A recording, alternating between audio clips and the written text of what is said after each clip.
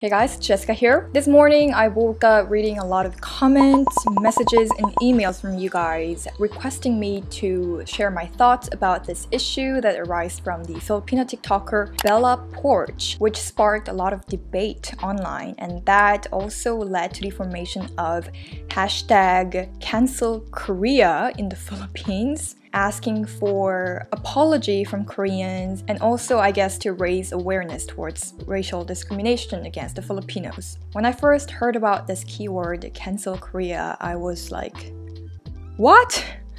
Cancel Korea?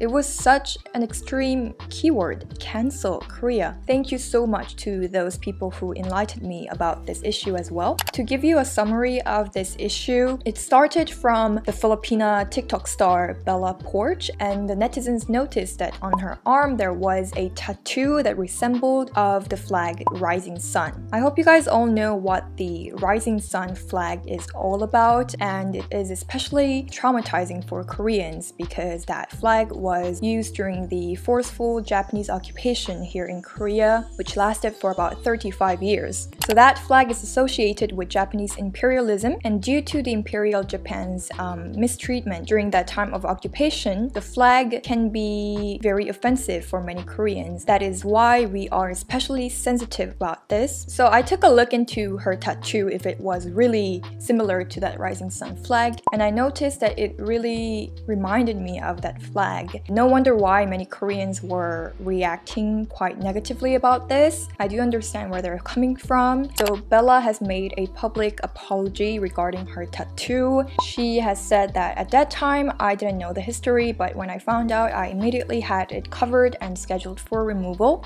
I am ashamed of myself for not doing my research. I sincerely apologize. In addition, she said that please educate yourselves and learn more about it because it came from a terrible history. Please learn from my mistake. Aww. But the problem started by how some Korean netizens were attacking not only this TikToker Bella, but also the Filipinos as a whole, leaving comments that are basically very offensive to Filipino people, and I was also very offended by that. So I will read to you guys some of the comments that I saw. Poor country, non-educated people, short people. The Philippines is a slave state. No wonder you have no to little education. That's why your country will stay poor and won't grow. Stay that way, small-minded. And this kind of reaction is unacceptable. It's unacceptable. Any form of racial discrimination is unacceptable for me, and pretty sure with many of you guys as well. So about this, and to those people who got offended by these comments of some Korean netizens, I would like to apologize from the bottom of my heart. I'm very sorry for you guys. I feel very uncomfortable because I also grew up in the Philippines for around the same amount of time that I was in Korea, and so I do feel very sorry for you guys. I would like to apologize on behalf of those rude Korean netizens. So this issue provoked a lot of Filipinos that the movement of hashtag cancel Korea started on Twitter. And that hashtag movement only started today, but it has garnered over 200 tweets already. I could definitely feel the anger of these people. So some of the Twitter users are sharing their own experiences about discrimination from the Koreans. So the first tweet starts with the hashtag, and it says it was 2018 when I last visited Seoul. It was a 5-day trip and not a single day we didn't encounter a rude Korean. Every night we went back to the hotel, even though we were happy, there's that little sting in my heart, Sometimes I want to go back, sometimes I don't. Next one is, I may like your songs, your cultures, and I even wanted to study in Korea, but I love my country.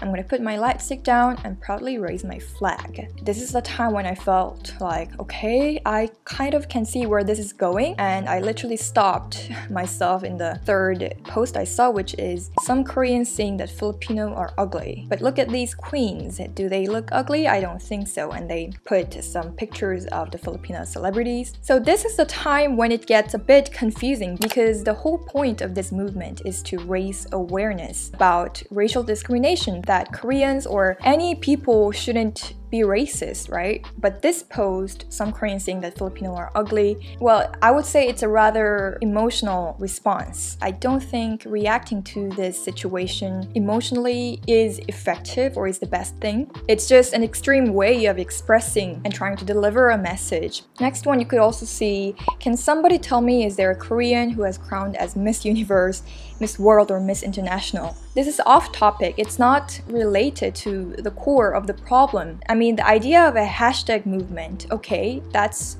like how many things work nowadays. But when it becomes like this, emotional and just attacking and not really straight on point, and it can really just buy more anger. Many people are also mentioning about the war, the Korean War, where many Filipinos came to Korea to fight for our side, and that is such an honor. I also got comments from some of the families of those war veterans, and yeah, that is the reason why I'm also trying to really see the positive connections between Korea and the Philippines instead of, focusing on the negative. It is very saddening how this is really an issue that we can never get rid of. Starting from the spark of the coronavirus, where a lot of people around the world were being racist to any person that looked Chinese, followed by the BLM movement. These kind of issue is really an issue, and it's very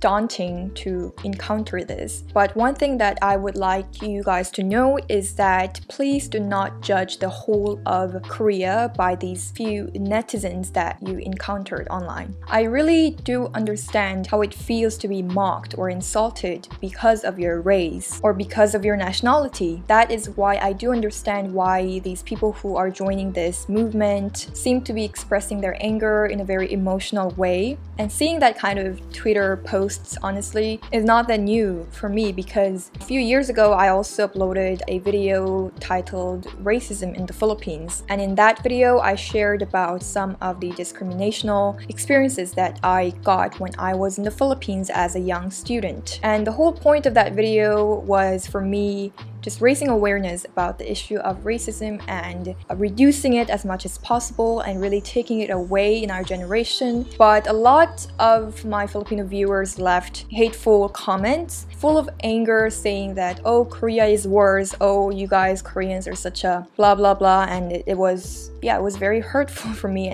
And that kind of comments is not new for me, because I always get those constantly. And I know it's very hard not to make any generalizations from a personal experience that you encountered, but that can lead to very, very dangerous social issues later on. I know my apology on behalf of those rude Koreans or this video won't calm your anger and the pain that you received, but I hope that we could get through this together with a positive and rational manner as much as possible to really raise awareness and to eventually solve the problem. Alright guys, so that would be the end of today's video. I hope you guys